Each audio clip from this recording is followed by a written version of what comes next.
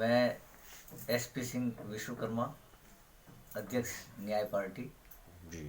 देखिए, हमारा तो जो राष्ट्रवादी मोर्चे का जो संकल्प है वो जो गरीब और वंचित और पिछड़ा वर्ग है उसको मुख्य धारा में लाना है। अभी आपने बात की सपा बसपा का पिछली बार गठबंधन हुआ, तो उस गठबंधन में मैं कहना चाहता हूं कि ये दोनों दल जातिवाद को लेकर के आगे चल रहे हैं और अपने अपने परिवार को, अपने अपने हितों को देखते हुए इन्होंने गठबंधन किया। यही कारण रहा कि एक दूसरे को ये वोट ट्रांसफर नहीं करा पाए, क्योंकि आपने देखा कि जैसे ही चुनाव खत्म हुए इन्होंने तुरंत गठबंधन खत्म कर दिया।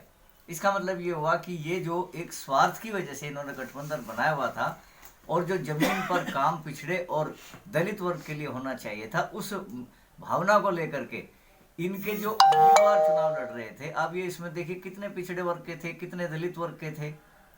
तो हमें ये लगता है कि ये दोनों दल परिवारवाद के और जातिवाद के मोह में इतने फंस चुके हैं कि ये वास्तविक रूप से जो 85% का हक होना चाहिए उसके लिए काम ही नहीं कर रहे हैं ये, और किसी न किसी रूप में ये बड़े दलों से समर्पण की भावना से काम कर रहे हैं। हमारी तो पहली मांग ये है कि जिसकी जितनी संख्या भारी उतनी उसकी हिस्सेदारी, क्योंकि आप जनगणना कराइए, जनगणना कराने के बाद ही आपको पता लगेगा कि पिछड़े वर्ग की वास्तव में कितनी जनसंख्या है, और उसी हिसाब से जब हमें एक जनसंख्या का पता लग जाएगा कि नीति किस हिसाब से हमें बनानी चाहिए, राष्ट्रीय स्तर पर नीति उसी के अनुरूप हमें बनानी होगी और उसी के रूप में जो है उसका क्रियान्वयन करना होगा, उसे जमीन पर लाना होगा।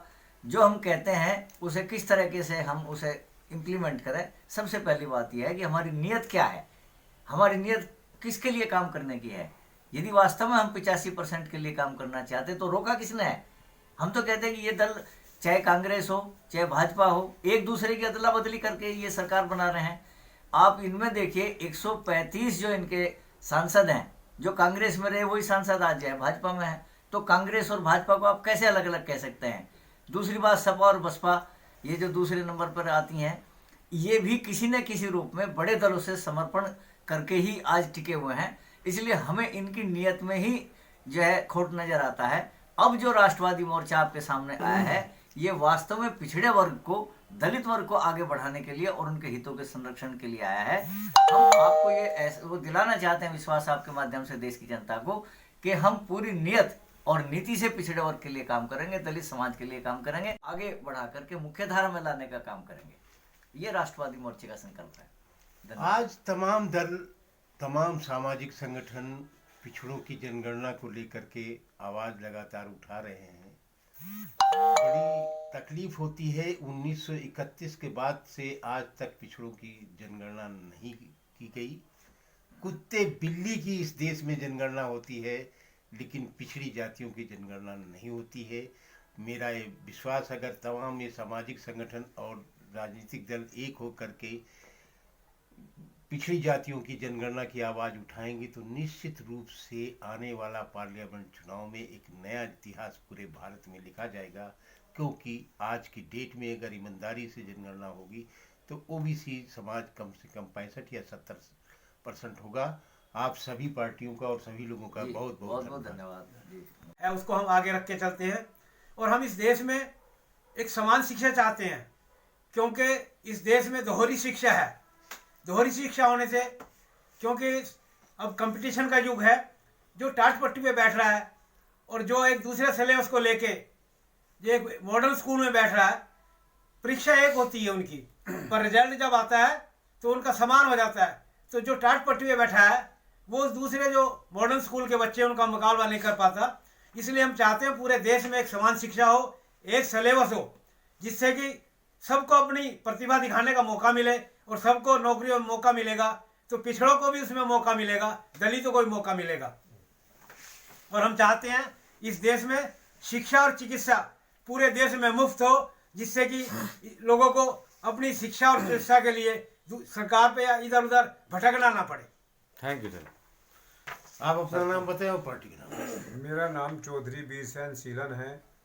मैं अखिल भारतीय गरीब मजदूर किसान पार्टी का राष्ट्रीय अध्यक्ष हूँ और राष्ट्रवादी मोर्चे के घटक दल के रूप में हम काम कर रहे हैं।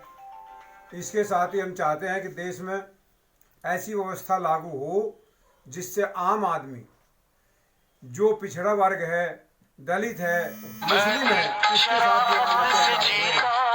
अभी आपने पिछले दिनों देखा होगा लखवीर सिंह लखा को निहंगों ने जो है उसमें हत्या कर दी, और अभी 2-3 कपूरथला में हत्या हुई, एक जो है अमृतसर में हत्या हुई, वो जो है बेअदबी के कारण। हम चाहते हैं कि जो गुरु नानक जी थे, गुरु नानक देव, जिन्होंने सर्वधर्म समभाव को जो है महत्व दिया, जिन्होंने सबको एक रास्ता दिखाने का काम किया, और उन्हीं के कारण, उन्हीं का नाम लेकर लोग बेअदबी के कारण लोगों की हत्या कर रहे हैं। हम ये जो है बर्दाश्त करने वाले नहीं हैं। इस तरीके का करत हिंदुस्तान में नहीं होना चाहिए। Thank you. आप अपना नाम बताइए और बताएंगे कश्यप जी। देखिएगा, हम लोग जो हैं 2022 के चुनाव में राष्ट्रवादी मोर्चा यहाँ पे जो है 135 सीटों पे पश्चिम की तैयारी कर रहा है, और वहाँ पे हम जो है अपने उम्मीदवार उतारेंगे और चुनाव लड़ाएंगे। मुद्दे क्या होंगे? मुद्दे जो है हमारे यहाँ शोषित वंचितों के अधिकारों के मुद्दे हैं, क्योंकि जो आज तक हमारी पिछड़ी जातियाँ, जो गरीब जो है, कमज़ोर हैं, जो तबका, जो हर वर्ग हर तरह से जो है वंचित है, ना उनके पास जो है आज ज़मीनें हैं, ना ही राजनीतिक हिस्सेदारी है, ना ही नौकरियों में हिस्सेदारी है, तो हम लोग उन लोगों के अधिकारों की लड़ाई लड़ेंगे। कश्यप जी, हमको बताइए कि जो बात कह रहे हैं वैसे तमाम इस तरह की पार्टियां हैं जो गरीबों वंचितों की बात करती हैं, आपने कोई खास मुद्दा होगा वंचितों और गरीबों, अल्पसंख्यकों का और पिछड़ों का, दलितों का, कुछ खास मुद्दा है? यस, बहुत सारी पार्टियां जो है गरीब वंचितों की बात करती है, लेकिन जो गरीब वंचितों की बात करते हैं, पिछड़ों की बात करते हैं, वे उनके जो बात करने वाले लोग हैं वे अगड़े लोग हैं। सब बात हमारी करते हैं और काम उन्हीं के लिए करते हैं। अभी आपने ताज़ा उदाहरण देखा होगा, भाजपा की सरकार बनी वंचितों की, गरीबों की, कमजोरों की बात करके, पिछड़ों की बात करके, लेकिन जब सरकार बनी तो वही जो हैं लोग जो कहने वाले थे, उन लोगों ने 24 घंटे के अंदर में 10% आरक्षण जनरल कास्ट के लिए कर दिया, और पिछड़े लोग जो हैं, जो अपने आरक्षण के लिए लड़ाई लड़ रहे हैं, कुछ जातियां जो हैं, 17 जातियां भी, उसी के संबंध में जो है आज तक उन लोगों ने कोई बात नहीं की। इधर आप अपना नाम बताइए, अपनी पार्टी। मैं राष्ट्रवादी मोर्चे का संयोजक गणेश पाल, भारतीय स्वतंत्र क्रांति पार्टी का राष्ट्रीय अध्यक्ष। हम लोग जो राष्ट्रवादी मोर्चा बनाया है, हमने जो 85% लोग हैं उनका हक उन्हें नहीं मिला। हमारा मोर्चा इस देश में वोटर पेंशन की बात करता है, क्योंकि जो 5 साल के लिए चुना जाता है उसकी वोटर पेंशन बन जाती है, जो 70 साल से वोट दे रहा है उसके लिए कोई अधिकार नहीं है। तो हम मोर्चा हमारा